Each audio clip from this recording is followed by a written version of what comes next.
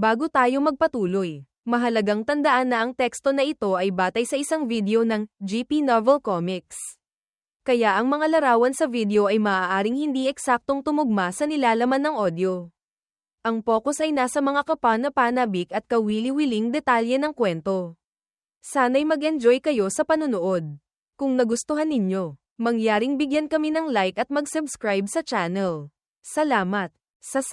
Hindi pa tiningnan ni Yeming ang babaeng ito. Siya ay napakaganda at marangal. Mayroong bahagyang ngiti, maputi at makinis ang balat. Manipis ang kilay, bilog ang mukha, malaki at maliwanag ang mga mata. Sa kanyang magandang mukha, laging mayroong mayanhing ngiti. Hindi pa man siya nagtatanong. Nagpakilala na ang babae. Ang lingkod po ay nagngangalang NHI. Ipinadala po ako ni Madam Sectmaster para pagsilbihan si Young Sectmaster. Hindi sanay si Yeming sa mga estranghero sa kanyang tabi. Kaya walang pag-aalinlangan siyang iwinasiwas ang kanyang kamay at sinabing, hindi na kailangan. Bahagyang ikinaway ni NHI ang kanyang kamay sa likuran. At agad na may 24 na batang babae, mga 13 o 14 na taong gulang, na magaganda at kaakit-akit, ang dahan-daang lumapit. Lahat sila ay magalang na tumayo sa tabi ni Yeming. Ngumiti siya at sinabing, iniutos po ni Madam Sectmaster na kailangang pagsilbihan ng mabuti ng mga lingkod si Young Sectmaster. Young Sectmaster, huwag niyo po kaming paalisin. Kung hindi po, hindi ko po alam kung paano ako haharap kay Madam Sectmaster. Nang makita ni Yeming ang napakaraming magaganda at kaaya-ayang dalagita, gaman ang kanyang kalooban. Nag-isip siya sandali, pagkatapos ay dahan-daang tumango. Sige, ikaw na ang baalang mag-ayos. Bigla niyang naisip, ngayong siya na ang Young Sectmaster. Hindi pwedeng walang kaunting karangyan. Sinabi ni NHI, Young Sectmaster. Ang inyong katayuan ngayon ay iba na kumpara dati. Ang inyong pananamit at ayos ay hindi na maaaring basta-basta na lang. Kung hindi, madali kayong mamaliitin ng iba.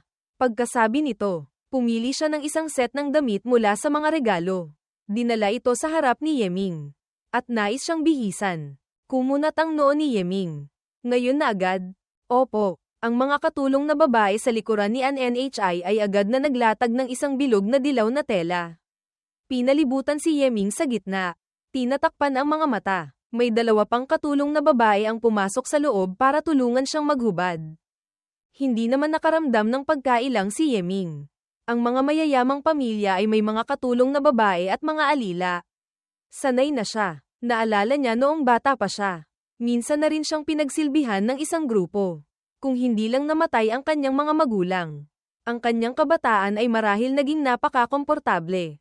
Mula sa loob hanggang labas, nagpalit si Yeming ng bagong damit. Sa sandaling ito, ang pinakalabas na damit ay isang treasure robe na kayang salagin ang atake ng isang martial saint. Kahit pa isang martial god ang umatake kay Yeming. Ang treasure robe na ito ay kaya pa ring sumalag ng 3 hanggang 5 atake. At pagkatapos ay agad na ay teleport si Yeming sa isang ligtas na lugar.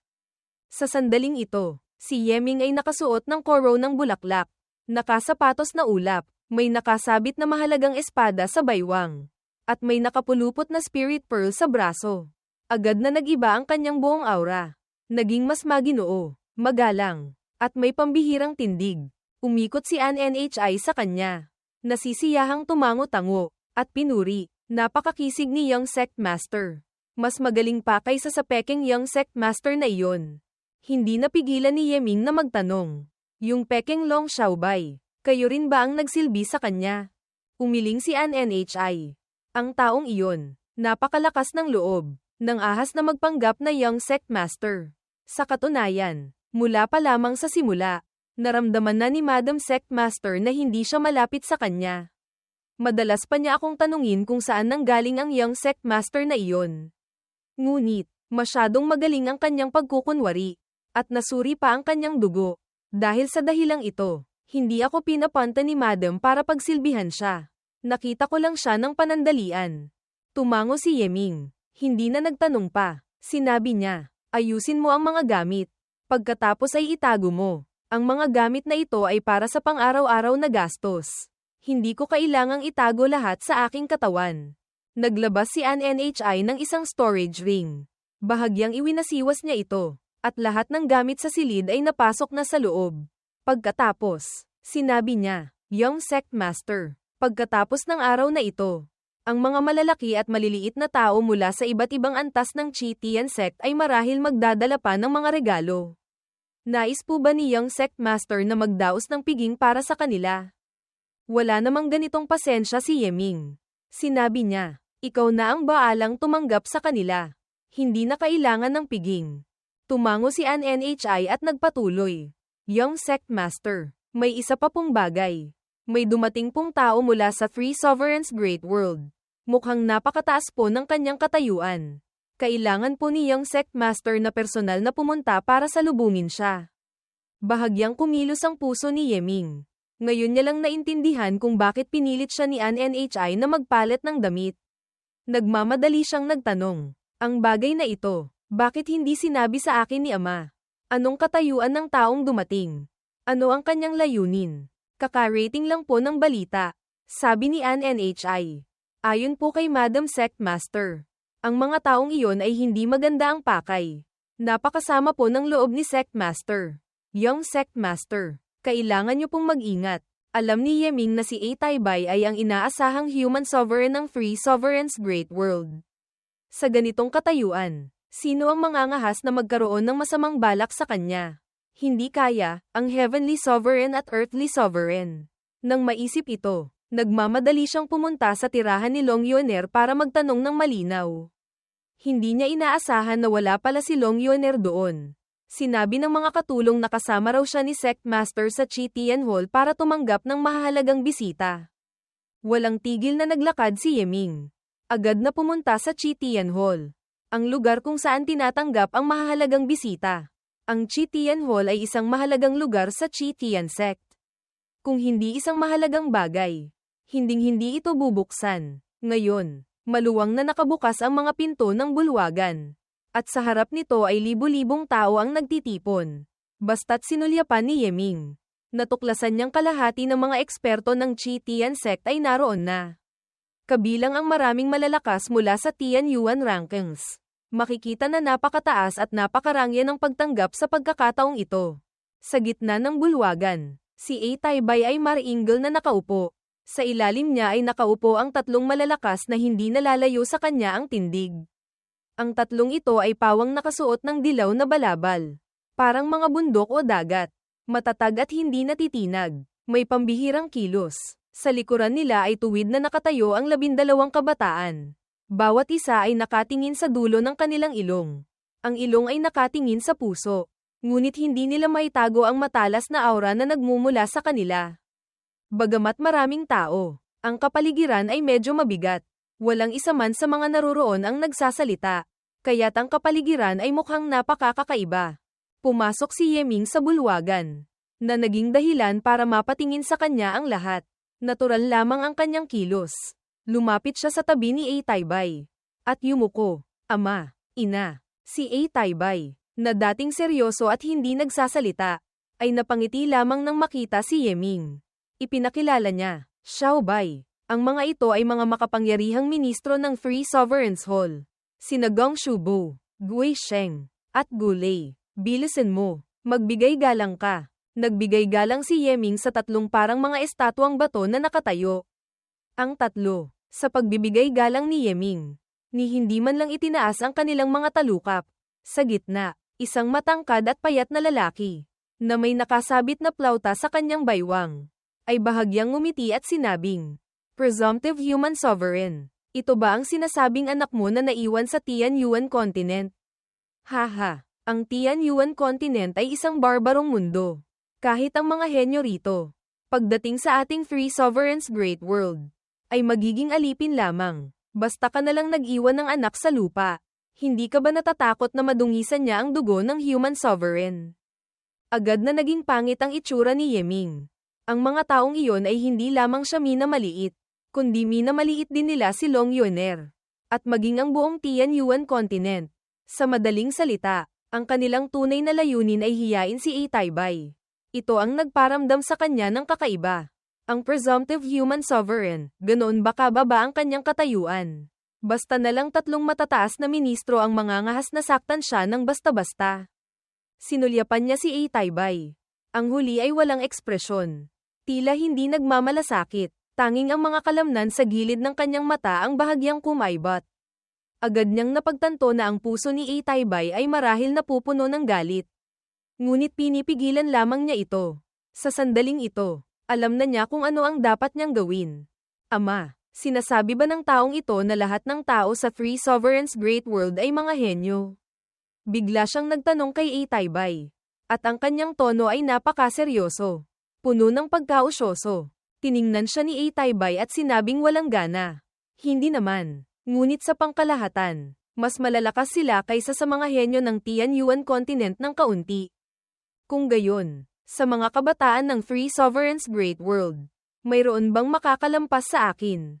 Na iyong anak, ang sumunod na sinabi ni Yeming ay nagpagulat sa buong bulwagan. Masyadong mayabang ang batang ito.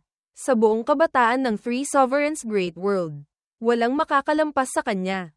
Tiningnan ulit siya ni A. Taibay. At agad na naintindihan ang ibig sabihin ni Yeming. Hindi siya sumagot, bagkus ay lihim na nagpadala ng mensahe. Xiaobay, huwag ka nang makialam dito. Ako na ang bahala. Ngunit nagpumilit si Yeming. Ama, bilang presumptive human sovereign, ano ba ang tatlong ito? Kailangan kong sampailan ang kanilang mga mukha. Kung hindi, hindi ko ito matatanggap. Ang kasabihan nga, kapag lumalaban sa tigre, magkakapatid, kapag sumusugod sa labanan, mag-ama. Ang ipinakitang kilos ni Yeming ay agad na nagpainit sa puso ni A. Taibay.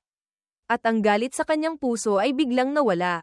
Tumahimik siya sandali, at sa wakas ay nagsalita. Kung may tiwala ka, talunin mo ang 12 batang iyon sa likuran. Kung wala kang tiwala, manahimik ka na lang para sa akin. Huwag ka nang magsalita pa ng kahit isang salita. Napakalinaw ng sinabi nito. Kung talagang may kakayahan ka, talunin mo silang lahat. Kung wala kang kakayahan, manahimik ka na lang dyan. Huwag kang kumilos. Huwag mong galitin ang kalaban. Lahat ay ako na, ang iyong ama, ang bahala. Napangiti si Yeming. Alam niyang pumayag si A. Taibay.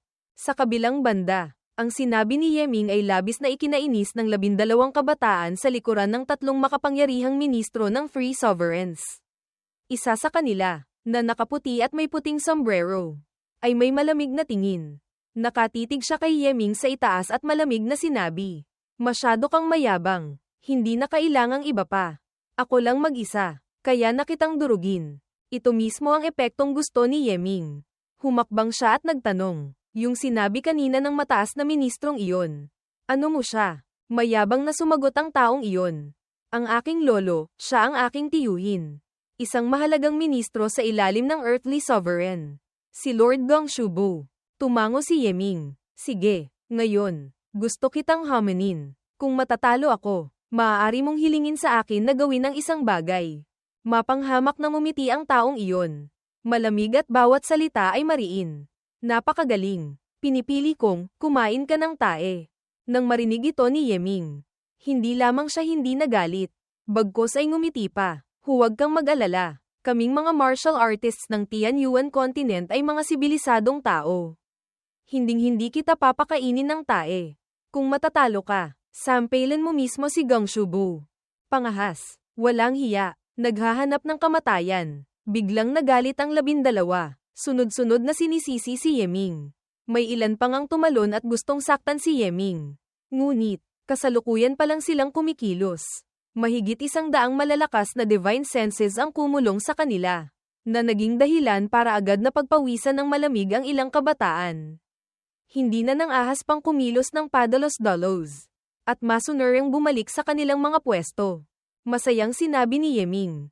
"Sinabi mong may tiwala kang durugin ako. Madali mo akong matatalo. Bakit ka matatakot? Hindi kaya, wala kang tiwala na mananalo sa akin. Kaya natatakot ka. Napakadali kang talunin," galit na sabi ng taong iyon. "Kung mangangahas kang hiyain ang isang mahalagang ministro ng Free Sovereigns, ang iyong kasalanan ay hindi mapapatawad. Ang tiyuhin mo ay nang-ahas na hiyain ang presumptive human sovereign. Ano naman ang kanyang kasalanan?" Malamig na tanong pabalik ni Yeming. Agad na hindi makasagot ang kalaban. Tanging isang malakas na HMPH ang nagawa. Si Gongshubo kanina ay talagang walang galang sa human sovereign. Mangangahas ka bang tanggapin ang hamon o hindi? Kung hindi ka mangangahas, yumuko ka na lang para sa akin at manahimik. Ituturing kitang hindi umiiral, patuloy na pang-uudyok ni Yeming. Tiningnan ng taong iyon ang kanyang tiyuhin. Pagkatapos ay huminga ng malalim at sinabing, "Napakagaling. Ipapakita ko sa iyo kung ano ang tunay na henyo. Ituturo ko sa inyong mga langgam ng Tian Yuan kung ano ang tinatawag na agwat."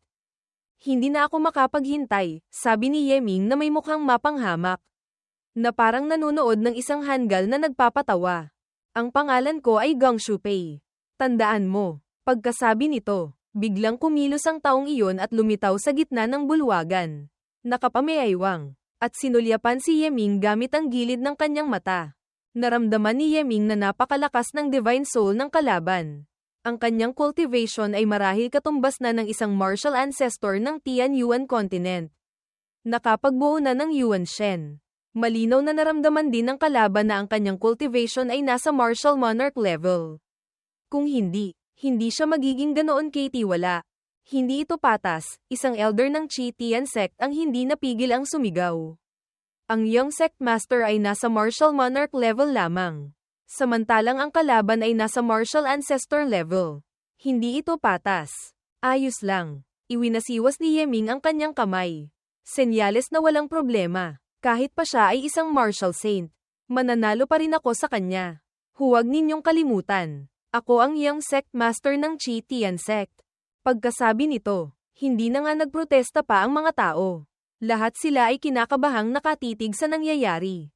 Hindi namamalayang napapakuyom ang kanilang mga kamao. Ang pagkapanalo o pagkatalo ni Yeming ay may kinalaman sa karangalan ni sect master. At may kinalaman din sa dignidad ng Chi Tian sect. Lahat sila ay kabahagi niya sa karangalan at kahihiyan. Sa saya at kalungkutan. Hindi ko talaga alam kung saan nanggagaling ang iyong tiwala. Sunod-sunod na umiling si Gong Shupei. Gamit ang isang tonong naaawa. Ngunit, walang problema. Ipapakita ko sa iyo ang katotohanan. Ipagpatuloy mo ang pagiging langgam mo. Ang dami mong Saturday. Saluhin mo ito. Hindi na hinintay ni Yeming ang atake ng kalaban. Siya na ang unang kumilos. Sa loob ng kanyang katawan, ang True Dragon Bloodline ay kumukulo. Nag-aalab. Ang mga secret patterns sa Rui Dharma Robe ay lahat niyang inactivate. Sa labas ng kanyang katawan, nakabuo pa siya ng isang True Power Barrier. Hindi siya naghanda para makipagpalitan ng ilang dosenang atake sa kalaban. Bagkus ay mula pa lamang sa simula ay naghanda na siyang patayin agad ang kalaban. Para takutin ang mga dumating. Heavenly Dragon Overlord Fist. Ang kalawakan ay tila nag-aapoy. Ang espasyo-oras ay nabaluktot. Ang nakakakilabot na lakas ay bumuo ng isang mahigpit na force field. Biglang pamaatla na parang papel ang mukha ni Gong Shupei. Sa buong buhay niya, dumaan na siya sa hindi mabilang na malalaki at maliliit na labanan. At ang kanyang kakayahang mag-anticipate ay napakatumpak. Sa isang iglap, napagpasyahan niyang ang lakas ni Yeming ay malayong mas mataas kaysa sa kanya.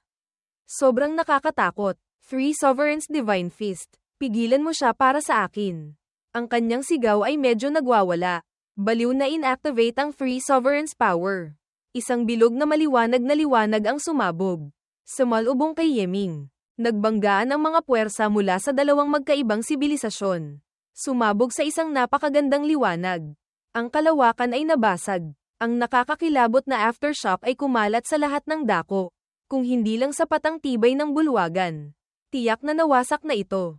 Boom! Nawala ang liwanag. Humupa ang ingay. Ang buong lugar ay ganap na natahimik. Si Yeming, na parang walang nangyari, ay bumalik sa kanyang pwesto. May mapanghamak na ekspresyon sa mukha. Samantalang si Gong Shupei, ang kanyang dibdib ay puno ng dugo. Bumagsak siya ng patiwarik, naghihingalo sa lupa. Napakalubha ng kanyang mga pinsala. Kahit paggalaw ng daliri ay nahihirapan na siya. Ano ka? Sabi ni Yeming na may mukhang nagulat. Hindi ko talaga inaasahan na ang mga henyo ng inyong Three Sovereigns Great World ay ganito pala kaina. Ako ba'y masyadong malakas? Napatawa ng malakas ang mga tao ng Chi Tian sect. Ang mga tao naman ng Three Sovereigns ay pangit ang itsura. Ang natitirang 11 kabataan ay lalo pang yumuko ng husto. Lahat sila ay matatalas ang mata. Ang lakas ni Yeming ay kitang-kita. Kung papalitan ng sino man sa kanila, mahihirapang salagin ang napakalakas at walang kapantay na suntok na iyon. Ang suntok na iyon, napakakilabot. Paanong magagawa iyon ng isang cultivator na nasa kanyang antas? Sa sandaling ito, muling nagtanong si Yeming kay A. Taibay. Ama, nanalo na ba ako? Si A. Taibay, na isang seryosong tao, ay hindi napigil ang mapangiti. Xiaobay, nanalo ka. Noon lamang nakahinga ng maluwag si Yeming. Sa nakahandusay sa lupa na si Geng Shupai, na parang patay na ang mukha. Sinabi niya, natalo ka. Bilisan mo. Sampailan mo na ang tiyuhin mo. Tandaan mo. Sampailan mo ng malakas. PFFT. Biglang sumuka ulit ng dugo si Geng Shupai. At nawalan ng malay. Deep, nagalit siya. Nakita niyang sinadya ng kalaban na mawalan ng malay. Akmang susugod siya para sipain ito ng ilang beses. Nang muling sumigaw ang mahalagang ministrong iyon. Tama na. Hindi pa sapat, matigas na sagot ni Yeming. Ang batang ito ay nang ahas na hiyain ang aking mga magulang. Gusto ko siyang bigyan ng leksyon. Ano ang gusto mo? Malamig na tanong ng tiyuhin ni Geng Shupai. Na isa ring mahalagang ministro ng Free Sovereigns. Bilang isang mahalagang tao ng Free Sovereigns, dapat siyang tumupad sa kanyang salita. Sige, hindi na niya kailangang sampailan ang kanyang tiyuhin. Ngunit, kailangan niya akong bayaran para sa pinsala. Anong gusto mong bayad pinsala? Tila nakahinga ng maluwag ang kalaban at nagtanong. Nagtanong si Yeming kay A. Taibay. Ama, sa Free Sovereign's Great World, ano ang ginagamit na pera? Sinabi ni A. Taibay, Free Sovereign's Coins. Sa mga ito, ang Human Sovereign Coin ay katumbas ng halaga ng isang Dharma Heaven Divine Spirit Coin. Tumango si Yeming. Sige, kung gayon, bayaran mo ako ng 1,000,000,000,000 Earthly Sovereign Coins. Halos tumalon ang taong iyon sa galit. Ang Earthly Sovereign Coin ay katumbas ng halaga ng isang Longevity Coin. Nagbibiro ka ba? Hindi kayang bayaran. Hindi mo iniisip. Nangako siyang gagawin. Tapos ayaw niyang magbayad. Sige, kung gayon. Noon, pinapapili niya akong kumain ng tae kapag natalo ako. Ibabalik ko sa kanya ang kondisyong ito. Pakainin mo siya ng isang tumpok na tae.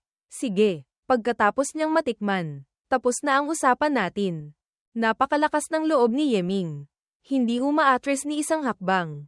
Ang dating walang malay na si Geng Shupai. Biglang kumaibat ang kanyang tiyan. Isang tunog. At nagmulat siya ng mata. Kaawa-awang tumingin siya kay Geng Shubo. Napakadilim ng mukha ni Geng Shubo. Bagamat labag sa kanyang kalooban. Nagsimula pa rin siyang magpakumbaba kay A. Taibay. Presumptive Human Sovereign. Ang pastahan ng mga bata ay hindi dapat seryosohin. Xiaobay, sige na. Malinaw na ayaw ni A. Taibay na tuluyang masira ang kanilang relasyon. Sa wakas ay nagsalita siya. Xiaobay, ang tatlong matataas na opisyal na ito ay mga mahalagang ministro. Huwag kang maging bastos. Sa sandaling ito, ang dating mayabang at agresibong mga hindi inaasahang bisita ay nawala na ang lahat ng kanilang yabang. Ang sitwasyon ay nagsimulang maging pabor sa Chi Tian sect. Kaya naman, masunuring tumayo si Yeming sa isang tabi. Tahimik na nakikinig sa usapan ng dalawang panig. Alam niyang ang pangunahing paksa ay malapit nang magsimula. Ano ba talaga ang pakay ng tatlong ito? Diretsahang nagtanong si A. Taibay sa tiyuhin ni Geng Shupai. Si Geng Shubo, sinabi ng Earthly Sovereign na ang Tianyuan Continent ay nagkakagulo. Maraming bayani ang nagsusulputan. Kaya ipinadala niya kami rito para tulungan ang Presumptive Human Sovereign na makamit ang dakilang tagumpay. Hindi nagbago ang ekspresyon ni A. Taibay. Geng Shubo, Presumptive Human Sovereign. Ang populasyon ng Tianyuan Continent ay napakarami. Napakaangkop para maging mga mandirigma ng Free Sovereigns. Utos ng Earthly Sovereign na tulungan namin ang Presumptive Human Sovereign na pamahalaan ang Tianyuan. Pagkatapos, tanong ni A. Taibay. Geng Shubo, pagkatapos, ang Tianyuan Continent ay mapupunta na sa ilalim ng Free Sovereign's Great World. Lahat-lahat. A. Taibay, naiintindihan ko. Pagkatapos, hindi na siya nagsalita pa. Naramdaman ni Geng Shubo na wala ng saysay ang kanyang pananatili. Tumayo siya at sinabing, pagkalipas ng 3 buwan, darating kaming 3 kasama ang malaking hukbo. Umaasa akong sa panahong iyon ay handa na ang Presumptive Human Sovereign. Pagkasabi nito, iwinasiwas ng 3 ang kanilang mga manggas. At ang mga taong dumating mula sa Free Sovereigns ay pawang nawala. Hindi alam kung anong teleportation technique ang ginamit. Nang makaalis ang mga hindi inaasahang bisita, nag-ingay na ang mga tao sa bulwagan. Isang elder ang nagsalita, Sect Master. Ang Three Sovereigns Great World ay gustong gamitin ang Chitian Sect para makipaglaban. Pagkatapos ay sila ang makikinabang. Ang ganitong bagay, hinding-hindi natin maaaring payagan. Tama po, Sect Master. Ang mga taga Three Sovereigns ay hindi maganda ang hangarin. Hinding-hindi maaaring pumayag ang ating Chitian Sect. Iwinasiwas ni Aytaybay ang kanyang kamay. Ang bagay na ito, mayroon na akong desisyon. Maaari na kayong umalis. Pagkaalis ng lahat, hindi pinansin ni Aytaybay ang malaking bagay tungkol sa Three Sovereigns. Bagkus ay ngumiti at nagtanong kay Yeming. Ang iyong Heavenly Dragon Overlord Fist, ang lakas ay hindi masama. Sinabi ni Yeming, pinupuri niyo po ako ng labis. Ama, ang sitwasyon ngayon, nakita mo na, ako, bagamat presumptive human sovereign, limitado ang kapangyarihan sa aking mga kamay. Kahit ang mga ministro sa ilalim ko ay nangangahas na maging walang galang sa akin.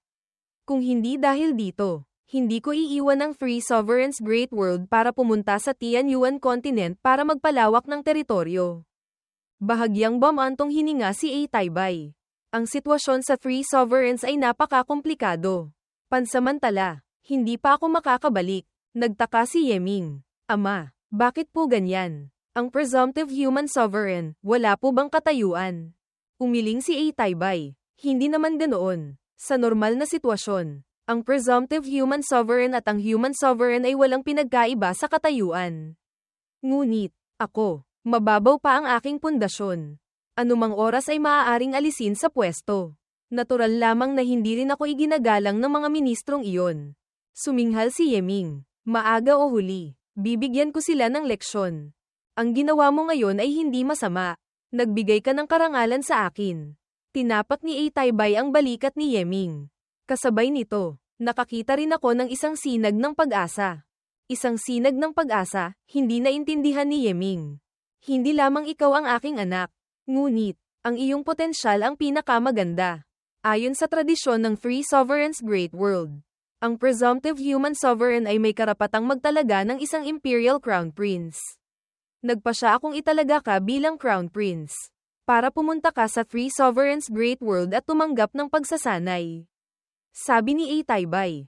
Natigilan si Yeming. Masyadong biglaan ang balita. Sinabi niya, Ama, sa Three Sovereigns Great World, hindi po ba ako itatakwil? Sinabi ni Aytaybay. Tungkol dito, huwag kang mag-alala. Ang Crown Prince ay ang hinaharap ng Three Sovereigns. Mayroong independyenteng institusyon para sa pagsasanay ng mga prinsipe. Kahit ang Heavenly Sovereign ay walang karapatang makialam. Masasabing, bago ka pa magmana ng trono, walang sino man ang makakasakit sa iyo.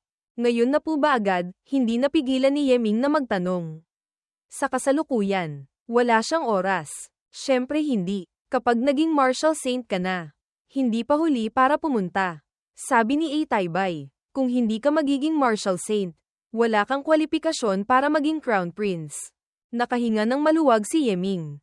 Kung gayon, marami pa siyang oras para tapusin ang mga hindi pa niya natatapos na mga bagay.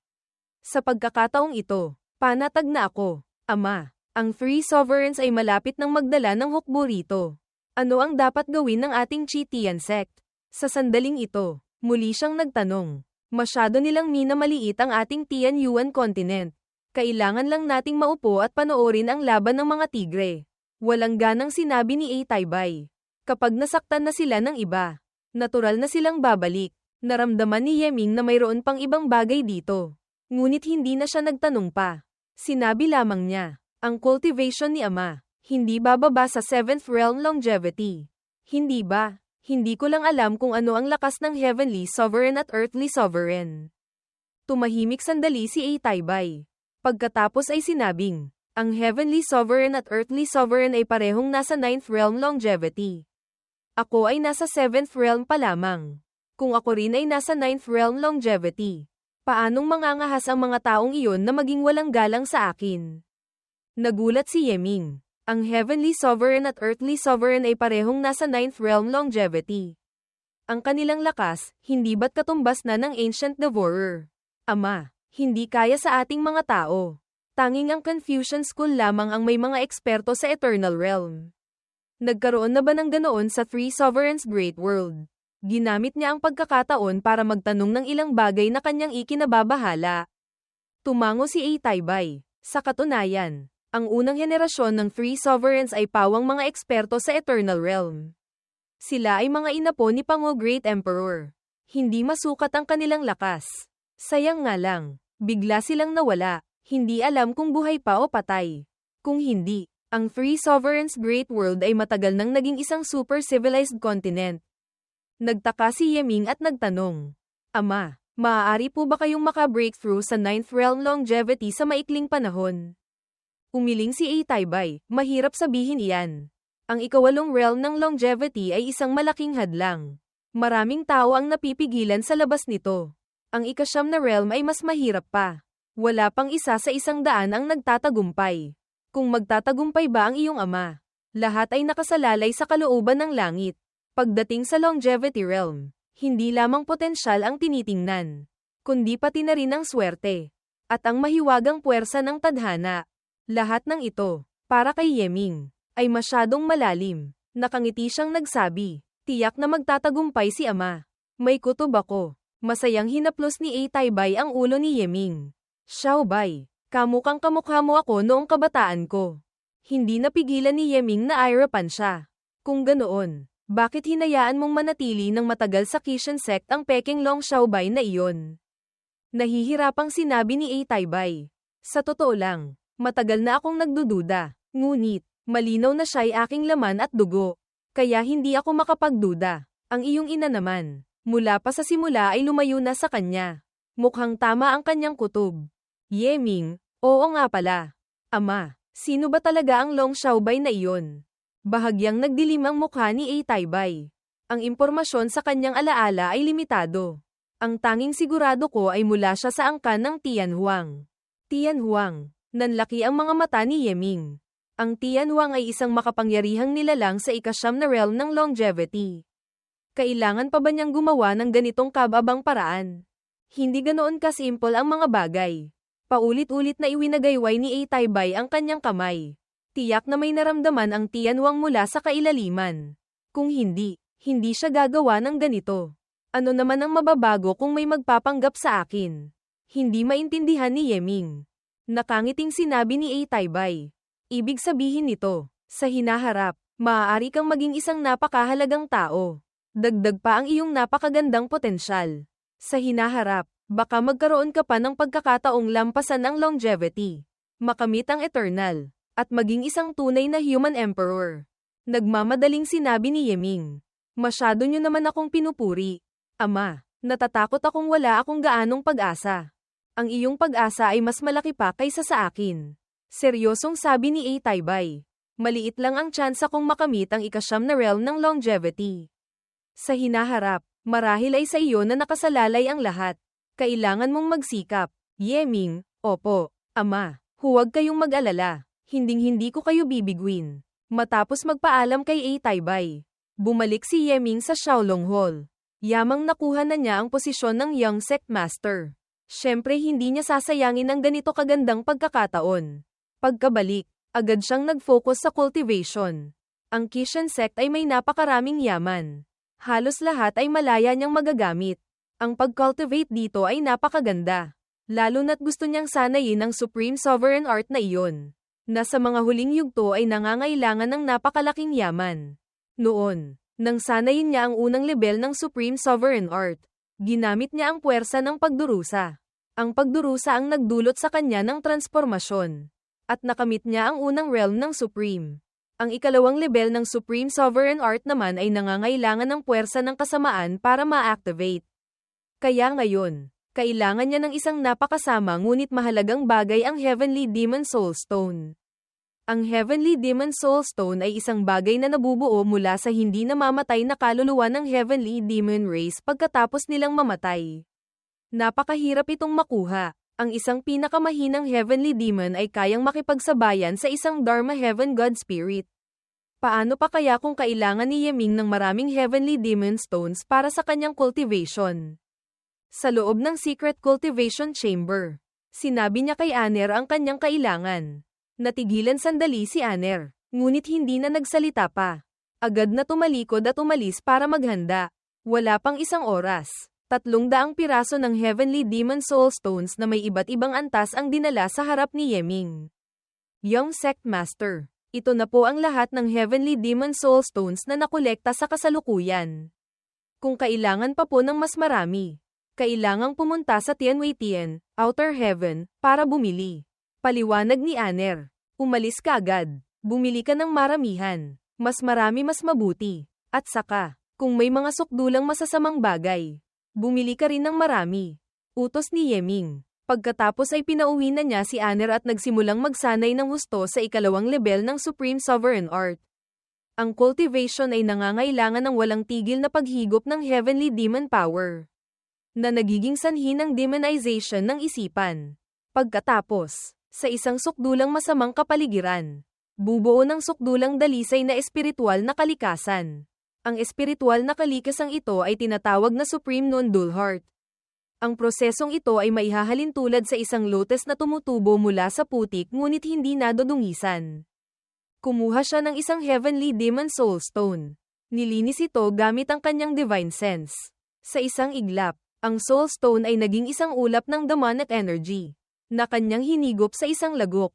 Pagkatapos, ang kanyang mental world ay agad na napuno ng demonic chi. Ang kanyang isipan ay nagulo. Ang kanyang pag-iisip ay hindi malinaw. Mabuti na lang at pinapatakbo niya ang Supreme Sovereign Art. Ang innate point of spiritual awareness ay hindi namatay. Tulad ng isang kandila sa gitna ng malakas na hangin. Kumikislap sa tubig. Samantala, nang umalis si Aner sa Secret Cultivation Chamber, nakasimangot siya. Ang mga bagay na kailangan ng Young Sect Master ay masyadong mahalaga. Ang isang mababang antas na Heavenly Demon Soul Stone ay nagkakahalaga ng hindi bababa sa 1 bilyong Dharma Heaven Coins. Ang mas mataas na antas ay umaabot pa sa 10 bilyon. O kahit 100 bilyong Dharma Heaven Coins. At saka, kailangan pa ng Young Sect Master ng maraming sukdulang masasamang bagay. Ang mga iyon ay mas mahirap pang makuha kahit may pera ka. Saan siya bibili? Wala siyang magawa kundi hanapin ang Sect Master's wife at ipaliwanag ang sitwasyon. Bagamat hindi alam ni Long Waner kung para saan ang mga bagay na ito na kailangan ng kanyang anak, sinabi pa rin niya, dalhin mo ang aking token. Gawin mo ang lahat ng iyong makakaya. Huwag mong antalahin ang cultivation ni Xiaobai. Si Long Waner ang namamahala sa pananalapi. Dahil sa kanyang pahintulot, nakahinga ng maluwag si Aner. Nagdala siya ng isang grupo ng mga eksperto at masayang pumunta sa Tianwei-Tian para bumili ng soul stones at masasamang bagay. Kapag nag-cultivate si Yeming, hindi niya namamalayan ang paglipas ng oras. Ang kanyang isipan ay ganap na nakalubog sa kawalan. Tahimik na nagbabago, ngunit ang demonic power ay nagdulot din sa kanya ng matinding pagdurusa. Ang ganitong uri ng pagdurusa ay isang mental na pahirap, na nagparamdam sa kanya na mas masahol pa sa kamatayan. Pagkalipas ng 3 araw, hinigop niya ang pangalawang soul stone at nagpatuloy sa pag-eensayo. Pagkalipas ng 1 buwan, naubos na ang 300 Heavenly Demon Soul Stones. Mabuti na lang at sa panahong iyon, nagdala si Aner ng mas marami pang soul stones, kasama ang ilang sukdulang masasamang bagay na kabibili lang. Ang antas ng Heavenly Demon Soul Stones ay medyo mataas, kaya natural lamang na mahal din ang presyo. Ang ilang masasamang bagay ay may malalaking pinagmulan din, isa ay ang mata ng 10,000 Evil's Great Emperor mula sa Ancestral Origin Continent. Isa ay ang ulo ng Chaotic Stone Evil Emperor mula sa Chaotic Ancient Great World. At ang huli ay ang kaluluwa ng 10 Directions Evil Lord. Para mabili ang mga bagay na ito, gumasto si Aner ng malaki. At ang kaban ng Kishan Sect ay nabawasan ng malaki. Dahil sa walang tigil na supply ng yaman para sa cultivation, mabilis na nagkaroon ng breakthrough si Yeming. Sa 2 buwan, nahigop na niya ang lahat ng Heavenly Demon Soul Stones. Sa 3 buwan, nahigop na niya ang lahat ng masamang puwersa mula sa 3 bagay papunta sa kanyang mental world. Sa sandaling ito, ang kanyang mental world ay puno na ng masamang demonic power.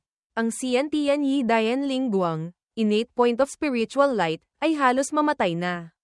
Kumikislap-kislap, Ang matinding pagdurusa sa isipan ay nagparamdam kay Yeming ng paulit-ulit na pagdanas ng buhay at kamatayan. Ang ganitong uri ng pagdurusa ay hindi mailalarawan sa salita. Isang araw, 2 araw, 3 araw. Pagdating ng ika-7 araw, biglang nagising si Yeming.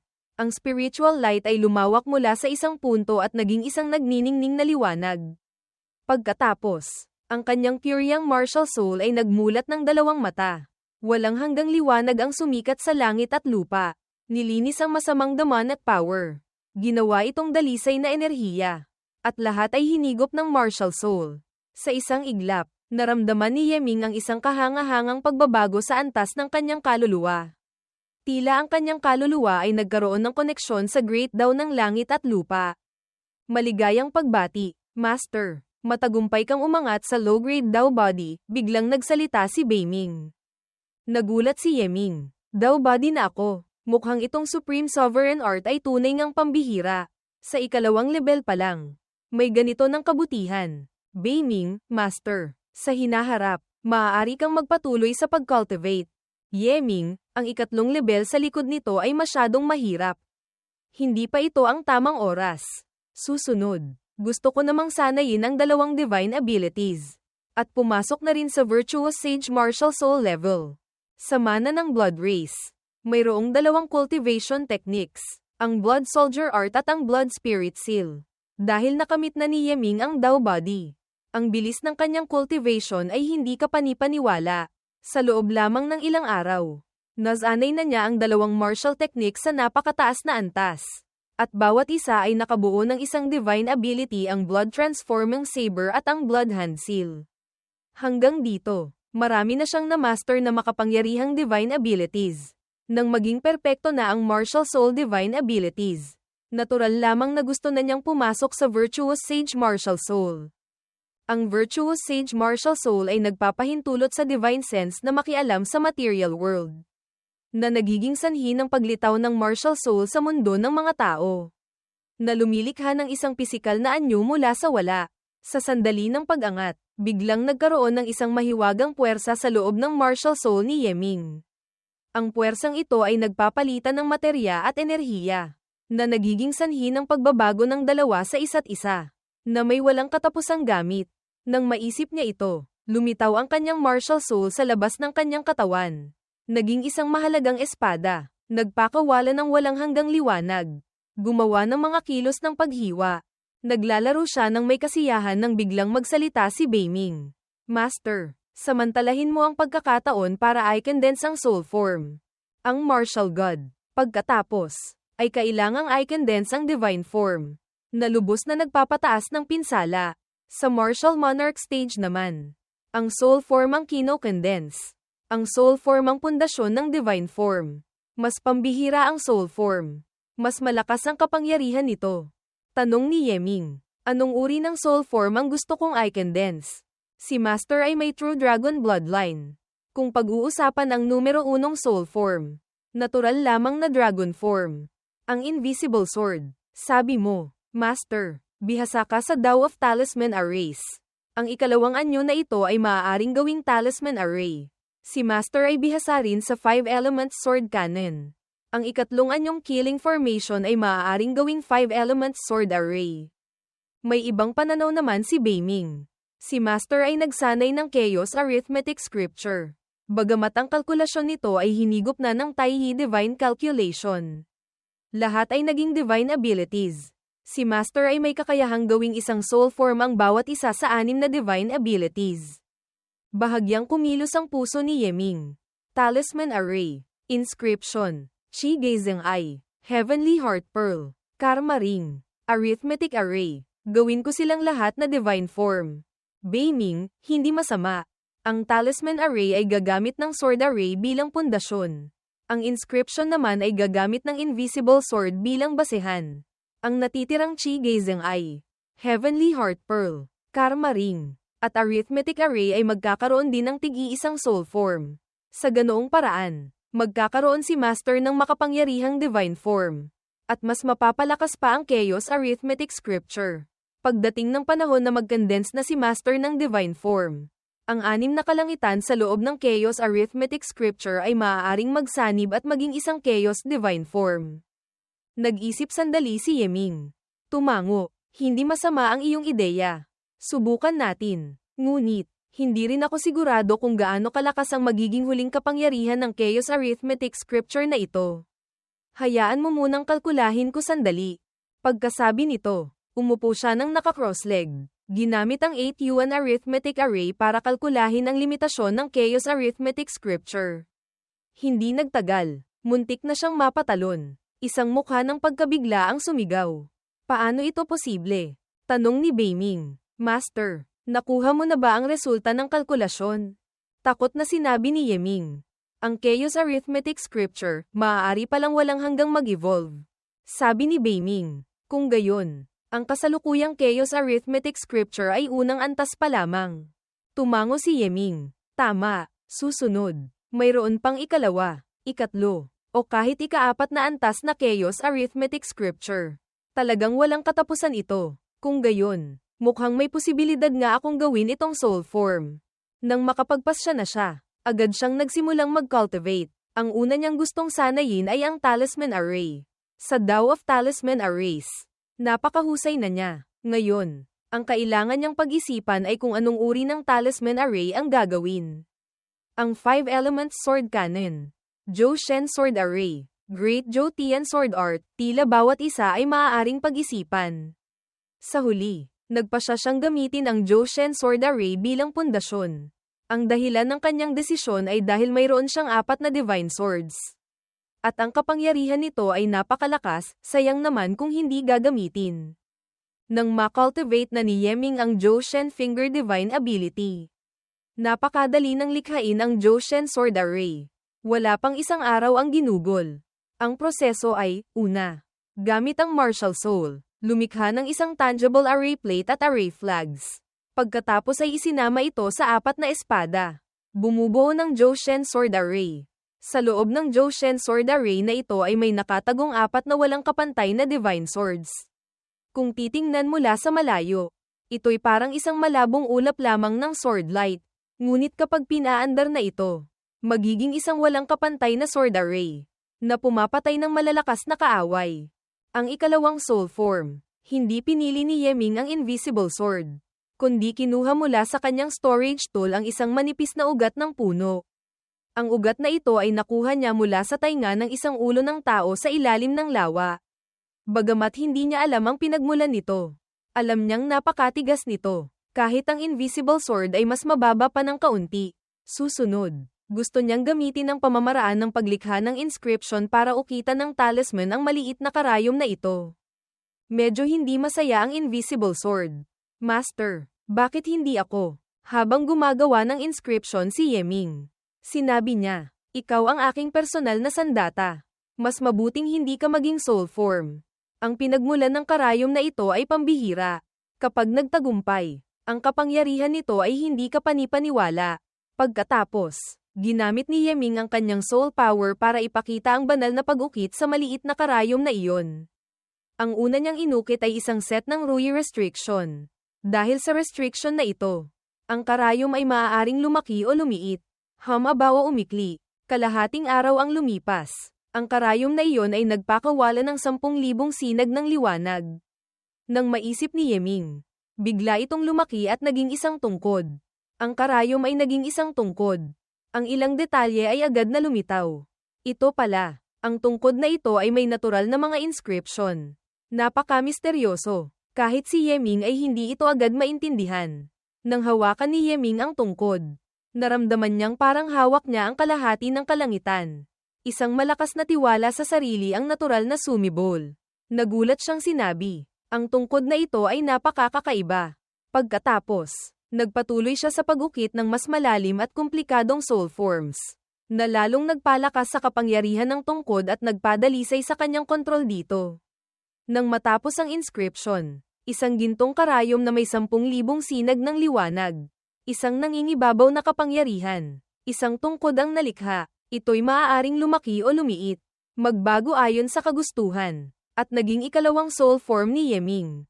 Pagkatapos, Matagumpay niyang nakondense ang natitirang 4 na soul forms. Ang ikatlong soul form ay ang Heavenly Yuan Pearl. Ang ika-4 na soul form ay ang Qi Gazing Eye. Ang ika-5 soul form ay ang Karma Ring. At ang ika-6 na soul form ay ang Arithmetic Array. Sa mga ito, ang ika-6 na soul form, ang Arithmetic Array, ang pinakakakaiba. Kung titingnan mula sa malayo, ito'y parang isang umiikot na ulap ng swerte. Walang katapusang misteryo. Ang kapangyarihan ng Arithmetic Array ay limitado. Sa esensya, wala itong kakayahang makipaglaban o magdulot ng pinsala. Ngunit mayroon itong napakalakas na kakayahan sa pagkalkula.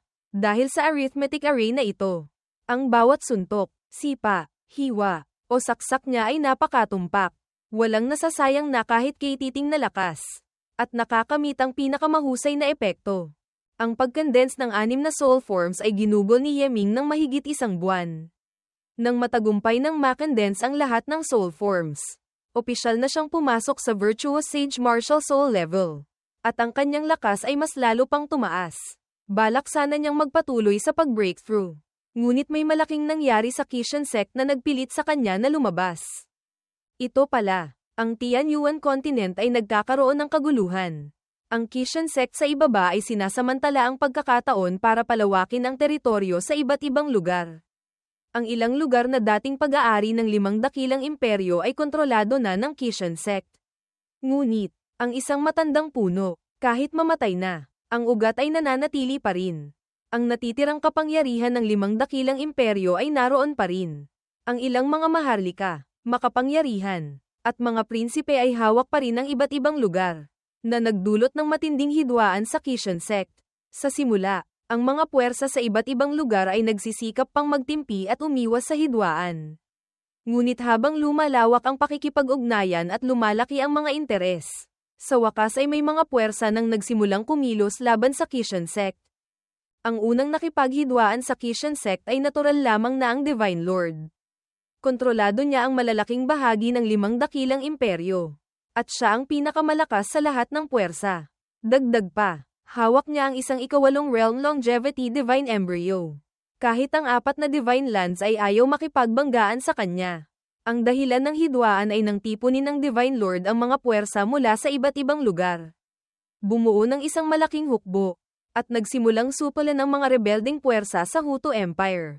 Ang ilang mga prinsipe at maharlika, sa ilalim ng kanyang kapangyarihan, ay sunod-sunod na sumuko. Sa loob lamang ng 1 buwan, kontrolado na niya ang Hutu Empire. Susunod, biglang pinangunahan ng Divine Lord ang kanyang hukbo patimog. Sinalakay ang Vermilion Bird Empire. Sakto namang sa panahong ito, ang Kishan sect ay nakapalibot na sa malalaking bahagi ng Vermilion Bird Empire. Isang hilagang paglawak, isang timog na lihim na pagsakop. Natural lamang na nagtagpo sila. Ang panig ng Kishan sect ay walang malaking hukbo. Mayroon lamang silang ilang maluwag na armadong organisasyon. Ang mga puwersang ito, sa harap ng piling hukbo ng Divine Lord, ay hindi makatagal kahit isang atake. Mabilis silang nawalan ng malalaking teritoryo. Dahil wala nang magawa, ang Kishan sect master ay napilitang pamunuan ang malaking bilang ng mga God Spirit level experts para personal na supulan sila. Sino ang mag-aakala? Sa pagkilos na ito, nagising pa ang Divine Lord. Ginamit ng kalaban ang kanyang ika-8 realm longevity clone. Walang takot na sinalakay ang mga eksperto ng Kishan sect. Pinatay agad ang 8 God Spirits. Hindi inaasahan ng Kishan sect master na ganito pala kawalang pakialam ang Divine Lord sa pangkalahatang sitwasyon. At hindi man lang isinaalang-alang ang Maya sa likuran na 4 na Divine Lands. Basta na lang kumilos ng mabilis at walang alinlangan. Bagamat sa puso niya ay 100,000 beses siyang nagmura, napilitan pa rin siyang kumilos. At nakipaglaban sa Divine Lord. Isa ay ika-7 realm longevity. Isa ay ika-8 realm longevity. Ang Kishan sect ay hindi nanalo. Nasugatan pa ng Divine Lord. At napilitang umatras patungo sa South Sea. Ang Divine Lord naman, sa isang iglap, pinamunuan ng kanyang hukbo, mabilis na sinakop ang buong Vermilion Bird Empire. Ngunit, sa loob ng teritoryo ng Vermilion Bird Empire, mayroong isang tungtian divine land. Nagtalaga ito ng maraming mountain gods at land gods. Ang mga mountain gods at land gods na iyon ay matagal nang nagsasarili. Hindi sumusunod sa pamamahala ng imperyo. Ang ginawa ng Divine Lord ay lubos na ikinagalit ng tungtian Divine Land. At agad silang gumanti. Sa loob ng isang gabi, maraming general at sundalo ang nagtaksil. Ang hukbo ng Divine Lord ay nagkagulo. Halos mawalan na ng kakayahang lumaban. Malamang nakita ng Divine Lord ang lakas ng tungtian Divine Land. Kaya nakipagkasundo sila. Sa loob ng 10 taon, hindi sila aatake sa isa't isa. Kaya, nilampasan ng Divine Lord ang tungtian Divine Land. At naghandang salakayin ang Kishan Island. Nang marinig ni Yeming ang mga balitang ito mula kay Aner, lubos siyang nagulat. Ang bilis kumilos ng Divine Lord. Ngayon pa lang, gusto na niyang salakayin ang Kishan sect. Si Yeming ay ginaising ni Aner mula sa kanyang cultivation chamber. Ang mukha ni Aner ay puno ng pag-aalala. Young Sect Master, napakalinaw ng layunin ng Divine Lord. Iyon ay ang unang supulan ng Kishan Island. Pagkatapos ay lipulin ang mga maliliit na puwersa sa paligid. At pagkatapos ay pag-isahin ang buong mundo. Itatag ang 5 Elements Divine Dynasty. Pagdating ng panahon, saka pa lang siya babalik para harapin ang 4 na Divine Lands. Yeming, ang 4 na Divine Lands. Dapat nakikita nila ito. Tama, bakit hindi nila pinipigilan? Ang Divine Lord ay nasa ika-8 realm longevity. Katumbas ng pangalawang Devo Uring Ancient. Sino ang gustong manggulo sa kanya? Kahit mapatay pa nila ang Divine Lord, magbabayad din sila ng malaking halaga. Walang gustong gumawa noon. Mahinang antong hininga si Aner. Biglang may naisip si Yeming. Ang 3 Emperors Great World. Hindi ba't sinabing magpapadala sila ng tao rito?